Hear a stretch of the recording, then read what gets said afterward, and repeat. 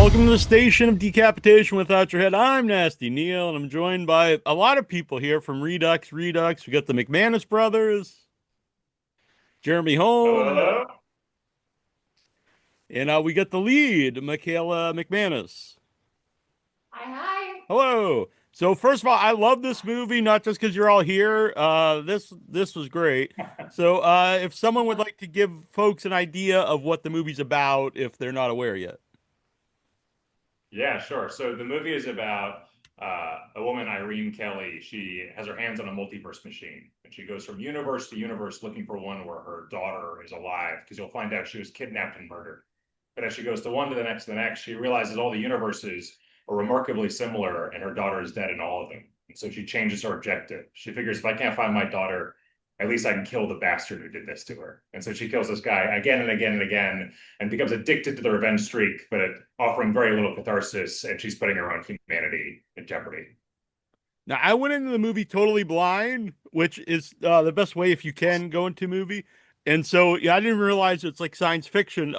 So it starts out really intense, and then, you realize, oh, it's, a blend of different genres.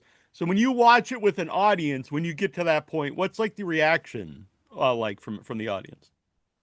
Yeah, it's great. It's such an exciting moment, and I love when people go in blind because yeah, you just don't know what kind of movie you're watching, I think, and especially that first 15 minutes until that machine is sort of revealed, and you can always feel there's a pressure shift in the audience, and people kind of lean in, and it feels like this really lovely moment.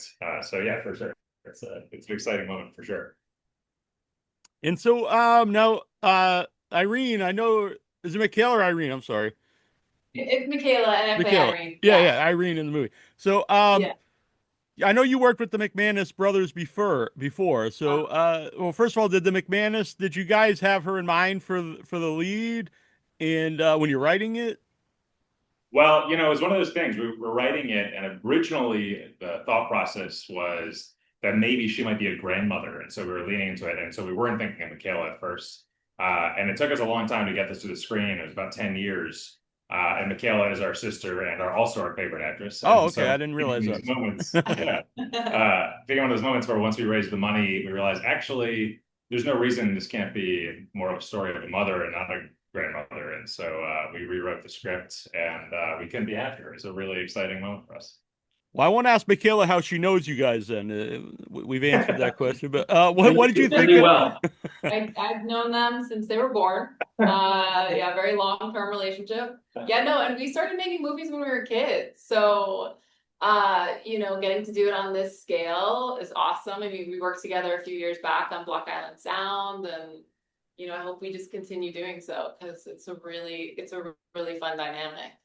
Watching the three of them work together on set is one of the most, it was such a privilege to watch them because they have all this history of working together, and they really have figured out how to elevate their relationship and the work with the history they have together. And it was a privilege to witness it. It was really, really cool. One of the greatest experiences I've ever watched. It's really cool. And you're not a cousin or an uncle or anything. You're not related to it. Well, I'm working on it. I'm trying to get like uncle status, but it's not happened yet. But I'm hopeful. Hopeful. Now, Jeremy, I'm a big fan of you as an actor and a person we had on the show a bunch of times. And so, like in The Ranger, you play the villain, but this is a much darker character. So what did you think when you first read the script? Did you realize, oh, this is very dark? Thank you for that. I want to correct something that Matt said. The story is actually about a man who works in the food service industry, and really he's just trying to live his best life, and he's having a really difficult time of it because of this thing that keeps happening that he senses but he doesn't really know about. When they told me that they had this script, it was like a week, right? You sent me the script, and I said yes, and then we figured it out. But they bent over backwards because my schedule was weird. But we did Block Island Sound together, and I was only on that movie for about 4 hours because it was just one scene. And I immediately knew that I would wanted to be on their set again. And it's sometimes the trailer that you see is not as good as the movie, but in this case, the movie is better than the trailer, and that may never happen to me again. So I'm mindful to take it in and enjoy it. What made him write for such a dark character? Well, I think Jeremy's such a shitbag, in real life. That's true. That's true. No. And it was just like he just knew he'd fit right in. I find that I find the thing with I think that the guys who are the best at playing the most sinister characters are the loveliest people in real life. And I think Jeremy is absolutely it fits that mold to a T. Working with you on Block Out of Time was so much fun. Matt and I were immediately like, oh man, we got to work with Jeremy again. And I've of course seen you in so many things. Where I'm like, you can play really sinister. So getting to hand over this role, which is a pretty sinister serial killer, and see what Jeremy did with it was so exciting because you took it in a direction we were also that we found unexpected in a fun way. And there's like you don't just play it with this like kind of blind hostility. There is humanity, I think, in that role and in that character that you pull out of it in a way that I think makes it a lot more complex, and I think makes his character more tragic and honestly even more sinister. The fact that you're kind of pushing through that humanity a little bit. Once you feel that humanity, you think he actually exists in the real world, which is the most terrifying thing that can happen, right? And so, yeah, when Jeremy brought that to it, it was a chill ran up our spine. Yeah, and it was going to be good. Yes, because as the movie goes on, at first I almost think like Jeremy's character is just kind of like an object in the movie, but then as the movie goes on, like he's much more in the movie, especially in the end, which I don't want to spoil or anything. But as you said, like he seems like a real person. It's really creepy when he's just talking to someone in the barrel. I mean, that's some creepy stuff.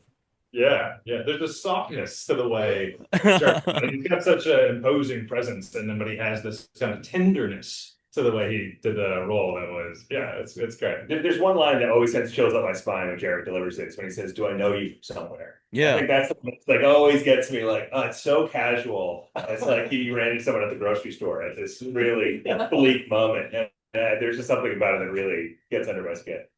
So you've all worked together, and obviously you've known Michaela for a long time. Where did you find Stella? Had you worked with her before, and was that a hard character to cast for? Yeah, I mean, I think it's a really hard character to cast for because the role is so challenging. You really need to have a lot of range for that role because it's like it is. You're in a situation that's really tough. So you are, you're playing scared, but she has this defense mechanism, which is this really cutting sense of humor. And what we really wanted was someone that could take this character and somehow keep the character fun and make her fun. And I think oftentimes when you audition a role like that, it's easy to play the angsty teenager with lots of contempt who's angry all the time. And finding someone who could be fun, have an edge to her, play all these different aspects of this character is so hard to find. So we did a big audition, and I think we had 5 girls come back for the callback. And 4 of them did it in person because they're based in Los Angeles. And Stella's based in New York. So she did it over Zoom, which was, she was working at a total disadvantage because of that. But she just jumped off the screen with how magnetic she was, how fun she was. Her charisma was just like, it just exploded off the screen. Like, it felt like a no-brainer to go there. And of course it was. She's such a delight. It was like her first big feature to shoot. And she had so much fun. And I think she reminded all of us to have fun. Yeah. Yes. I agree. Yeah. Yeah, I like to bring up that life sort of imitated art with my relationship with Stella at moments, because there's that one scene, I don't want to give anything away, but we're pulling away from, I say that? I don't know what scene you're talking about. Oh, sure. Okay. There's a big explosion, the car explodes in the background, and it was a really tense scene to shoot. I was feeling really nervous because I'm driving the truck away and we got to get in one shot, so I can't mess up. And Stella's just like kicking her legs up on the dash, and she's like talking into the walkie, making jokes. I'm just like, Stella, I'm freaking out right now. So it was very like exactly like our relationship. So that was kind of perfect. You talk about explosions and there's like a lot of action scenes. Was it a physically demanding role for you, Michaela? Totally. Oh my God, I was so sore every day. And we started filming with the ending. We shot the ending, which is probably the most physically demanding for me. So I was pretty beat up right from jump. Yeah, it was I never get the opportunity to do this many stunts, all the gun work, all of it was just a really new, cool experience for me, a really fun opportunity, but definitely it was hard. And like fearless, doesn't get tired, even though her brothers are rigorously adamant and will have her do it again and again. She did not give up. I think they delighted in torturing her a little bit more than they may have needed. Michaela did reach out to us at one point when I think we had made some adjustments to the third act where things hit a particularly gnarly. She said, "Did I do something to you as a child that made you write these scenes in here?" But yeah, you can ask your sister to do things you would never ask another actor to do. And when the stunt coordinator told us that, oh, well, this is a stunt, this is a stunt, this is a stunt, and you start to see the bill get bigger and bigger, we realized, well, Michaela's going to do her own stunts, and that was the surprise to Michaela. But yeah, News to me. No, the truth is though, because we have that relationship, it's like, yeah, I will do anything for my brothers. I mean, I consider myself a team player in general, but like, there's an extra, wanting to get it right for them for sure. Is Jeremy's serial killer, is he based on or inspired by like any real life killer or any character? I wouldn't say based on any real life character killer. No. Really. no, I feel like it's funny, like to write movies about serial killers, which is something that I like to do. I hate looking at Wikipedia articles about real serial killers. It's like it'll stick with me for a week. I'm like, oh God, this guy was so fucked up. But I can watch serial killers on screen all day long. So he's just our ideal version of a serial killer. He's just what we got to dream up in our heads. Sometimes you reach the pinnacle. Weird. Yeah, you're on the Mount Rushmore of serial killers now. My daughters are so proud. Why do you think the multiverse like stories are so popular now? Like they really resonate with people.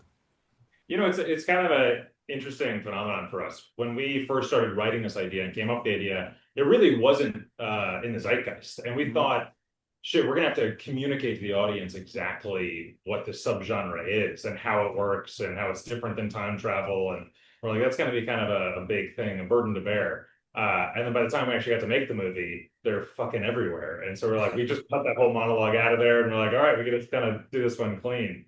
But yeah, I don't know. I mean, I think in so many ways people are looking for, what's a universe that's different than our own? I mean, I think people are looking for that sort of wish fulfillment. And the exploration here was actually, what if they were all pretty much the same? Then what would you do? And that was kind of the thing I really want to focus on. There are times if a multiverse movie for me doesn't work, it feels like nothing really matters since there's like 100 or an infinite number of the same people. Is that something when you're writing it, like you think about, like, because you obviously care about everyone in the movie, or do you want people to? Yeah, I mean, absolutely. Yeah, I mean, it's such a worry, right? And so it's a kind of a tough needle to thread. I think it's easier when you're worried about one very specific person's own emotional kind of character-driven journey. That really helps. But then to figure out a climax that actually mattered became a really interesting piece. And I don't want to give anything away, but there are really strategic turning points that happen that make you realize actually the stakes for these two people are critical, and we want to make sure that they specifically are going to be okay. But I also think that you've seen so much, chaos and murder and brutality in the movie at this point that you also know that anything's on the table in that climax. And so hopefully it actually works to our advantage. And Michaela is an actor, so it's a multiverse movie, science fiction. So there's a lot of like fantasy stuff. But so you really have to make the movie. You have to like feel for your character. So when you're acting in the movie, do you think about that? Like, I want to act like I'm in a science fiction movie. This is a real character. I think that's what's really cool about this particular script because yeah, when I first read it, I was very intimidated by it, especially because of the multiverse and all the different, the sci-fi of it all. But in talking to my brothers, they wanted it to feel really grounded. So I could kind of scrap all of that part of it. So it didn't really get in my way and I could just get into the nuts and bolts of this character and what she's going through. And so I think it really simplified it. And honestly, I think it's what makes this particular sci-fi multiverse movie different is that it's not this huge, they're not using all of these, special effects. It's very grounded. So I think people who aren't necessarily sci-fi audience, aren't into those kinds of movies, will still get something from this one. That's my takeaway. Yeah. A lot of ways it feels to me more like an LA noir revenge flick with some sci-fi dressing is really kind of the feeling. Yeah, and you still build some of the sci-fi universe in the movie because you've got this whole other group of like traveler people or mechanics, whatever they are, and so it does seem like a bigger world than what we're seeing because there's not it's not really a huge cast. Yeah, that's definitely something that was important to us. I mean, we love that kind of stuff. Terminator is our North Star, and I love what they do with that movie where you get so much of a feeling of how much bigger the world is, but it's such a personal story and it's so much smaller. And so you get it kind of on the peripheral. And that was kind of the hope, was to let our audience's imagination run with it, give them enough to know how much more is there, but not bog it down too much with the world building and lore building where that became what the movie was solely about, So it's playing at Fantasia Fest tonight when we're recording this. What makes festivals important to play your films at? I think they're critical, right? It's like it's the first rollout of any movie to talk to a fan base, but to also talk to journalists and get out to especially genre festivals in particular, getting out to a certain fan base that is looking for this kind of stuff. It's certainly how I find my favorite movies is through festivals like this. And Fantasia feels like coming home. I mean, all of our films have played at Fantasia. We love coming here. It's I couldn't name a better film festival to go to. So every time we make a movie, we are kind of thinking about the screening tonight. So it is exciting to finally be at this moment. And the audiences are better than any audience. Like they're so fun, they're so plugged in. The press is always really great. It just feels like, you make a small movie and you hope people see it, and it's places like Fantasia, especially this festival, that they're the ones introducing it to the world, and we're just grateful to have this sort of platform, and super grateful to Mitch and everybody here for inviting us back. And Jeremy, when you're playing your character, since you are like different versions, like the first version of when we first see you, it's a little meeker version, I think. Do you think of that like you're playing the character slightly different, or is it always you're just playing him the same? This was one of my first questions to the brothers McManus, and their answer was, don't concentrate so much on that, just concentrate on the scene, and I mostly did that. Yes. I did not think about the different universes. And what happens is the story itself and the audience does that for you, which is often the case with how a film works. The audience, when they come in and sit down, hopefully in the theater, they're going to bring a lot of the work that's done themselves. They're going to paint on this ambiguous canvas a lot of their own biases and their own thoughts and movies they've seen and times they've been afraid. They're bringing that all with them. So you can really make a mistake if you work too hard. I guess it's really where your character, because at the beginning it's more your character's more in a vulnerable spot, and then other places he's got more control. So not really that he's different. It's a different position he's in. It's the room he's in. Yeah. It's the circumstance that's changed. It's, believe it or not, sometimes it's a prop that makes the world seem different. And that's enough. That's enough. Michaela, what did you think? Now, did you see did your brothers let you watch a movie before, like you premiere it at the festival? Yeah, they gave me a link. I got to watch it. I watched it with my husband. And yeah, it's always nerve-wracking the first time.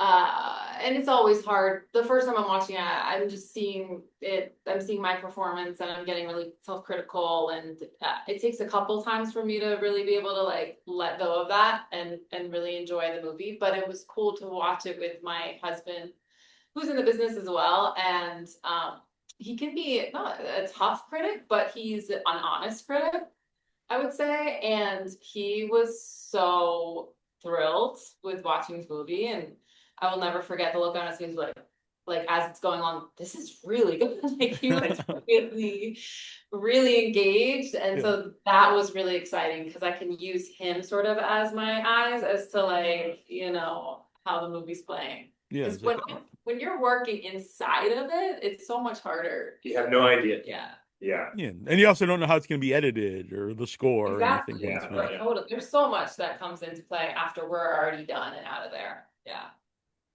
And so, what was it like to watch with an audience then, as opposed to watching it at home? Yeah, what was it like? I mean, it's exciting. It's always exciting. It's always nerve-wracking, right? It's sort of like the first couple screenings, you're a little bit white-knuckling it, hoping people are going to enjoy it. Yeah. And then eventually you settle in and there's like a sweet spot of really getting to enjoy it. But I think our favorite screening in a lot of ways was we did the sound mix up at Skywalker Ranch. And we were thrilled to do it up there. We got to watch it in the THX theater, the Stag Theater up there, which is this beautiful Art Deco theater. It's humongous, and the sound is, of course, perfect. And there's 10 of us watching it there. It was like our sound mixer, our editors, like we all got to watch it there. And it's, of course, the best sound you'll ever have. So it's like almost criminal to watch it that way because it'll never sound so good again. But we kind of realized in that moment, like, this will be the best screening we have because we're not so anxious about the rest of the audience there and how they're going to react to it. But seeing on the big screen, seeing this surround sound or feeling the surround sound around you was sort of like nothing else. Used to be like festivals were the only place I'd see movies that were like that either don't fit in one genre or they're like a bunch of different genres. But it does seem like that's being more accepted, like theatrically released movies. Do you think that's true? Like, because it used to be like, oh, it has to be sci-fi or horror, it can't be both, or all these different things.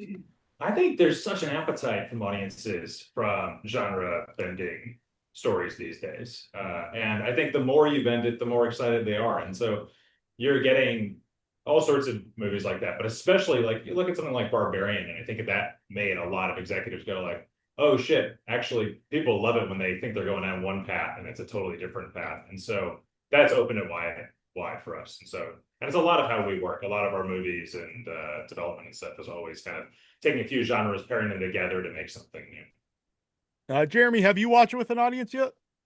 And just to butt in for one sec, we just have like a couple minutes left. Yeah. Thanks.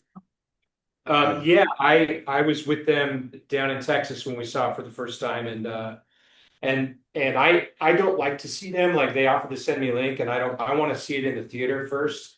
But I sit somewhere where I can sneak out, quickly at the back of the theater. But I was stuck with them, toward the middle. No, it was thrilling to watch it with a big audience that loves this genre of film. And I hesitate to say that because it fits in so many different spots. But yes, you are a little self-conscious, and yes, I went through the pages of notes for myself when I got back to my Airbnb that night in Texas, and I'm still working through the failure a little bit, but hopefully I'll be able to let go of the rest of that today or tonight. Yeah, we're psyched. It's gonna be fun. Yeah, I really love the movie. I have it on my list of my favorite movies of the year so far. I thought it was awesome. Thank you. Yeah. Thank you, Neil. You're very welcome. And Jeremy told me he's really proud of the movie off air, so he's not just saying he likes it here because you're all around him. And so yeah, people should go see it if they're in Fantasia. And do you know where it goes from here? Yeah, well, we sold to Saban, and we're doing a theatrical run. I think it's either going to be end of this year or early next year is what we're hoping for. So no official date yet, but we're really, really excited to have the rollout. And so it should be hopefully coming to a theater near you. All right. Well, great. And congratulations on the movie. Thanks so much, Neil. Thank you. Appreciate your help. Thank you. Take care, man. Yeah. See y'all. Bye. Thanks, Neil. Thanks. Bye.